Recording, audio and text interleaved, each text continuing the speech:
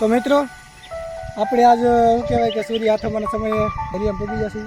જો આવું સીન ભાગે જોવા મળે અમે ક્યારેક જ જોઈએ, કારણ કે દરિયાકાંઠે સહિત હોય તો ક્યારેક જ આવી જો લાગે ને જોરદાર. બાજુમાં સમુદ્ર હોય ને દી આથમતો હોય ને આવા ભાઈ પણ ભેગા હોય ને તો કેવી મોજ આવે.